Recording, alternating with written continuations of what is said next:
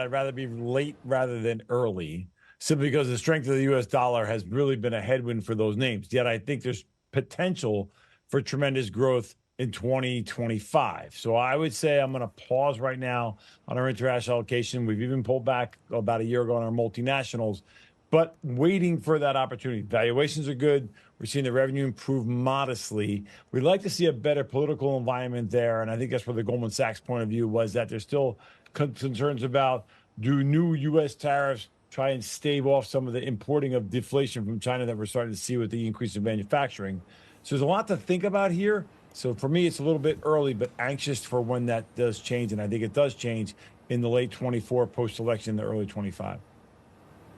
Interesting. Well, of course, we are, essentially analyzing the lines coming out of the work report being presented by Premier Li Qiang in China right now, in Beijing right now. And I don't know how much have you been able to gather out of all that's come out. But broadly speaking, how is the U.S. viewing China's structural problems right now? Because as I pick up all the lines that have come out from the official government report, there is one that really caught my attention, which is China saying that they are looking to lift all foreign investment restrictions in the manufacturing sector. And they need to. Well, let's be honest. They're going to have to take a page out of their prior playbook. I get that they want to convert to a consumer-based economy based on consumer spending, similar to some of the more developed nations.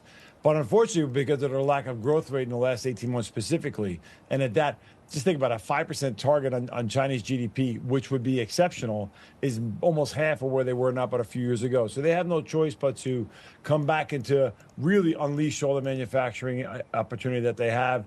Some of that plays into environmental controls. Some of that's going to play into where we are from a tariff standpoint. And to be honest, the idea of onshoring in Europe, the United States, and Mexico and Canada are going to have an impact on the ability for them to go back to where they were. So I think there's some headwinds here that we just have to see develop. And then we're mixing this political climate around what they may not do from a military standpoint. I don't know that there's a great opportunity to jump in here until some of these big question marks are answered. A stand down from Taiwan, an agreement with the United States and Europe, and then more importantly, what will they manufacture that the U.S. won't, and vice versa. And that's why it's a tough place to be in right now, albeit valuations are good. In fact, excellent. We just got to wait to see some of these headlines clear up a little bit.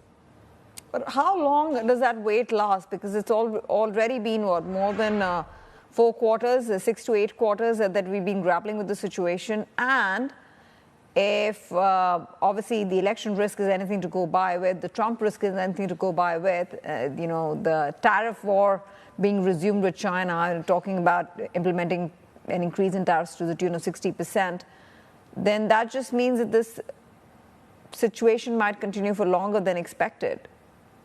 It might, and that's why we haven't made that change just yet. I would say I wouldn't expect another tariff battle. I'd be surprised at that. The reason why, with the lack of success of China, I think China's going to want to cooperate more so than ever with the United States. I would be very surprised if we get another belligerent tariff battle if there was a Trump presidency again. That's not something I'm terribly concerned about. I'm more interested in where does India play into the opportunity to supplant China in many of the areas that we relied on China for so long. So in that sense, the reason my trepidation here is, yes, there's the political component, but it's much more about what we will or will not buy from China on a go-forward basis, and can they manufacture it at a price that is so enticing we have no choice but to do it. What China really needs is a deflationary environment in the United States, a recessive environment, to be honest with you, that hurts the U.S. dollar, so much so that suddenly the currency inversion won't be as significant, and we have a chance to really look at that and say, okay, here now is an opportunity here because currency isn't the significant headwind that it is today.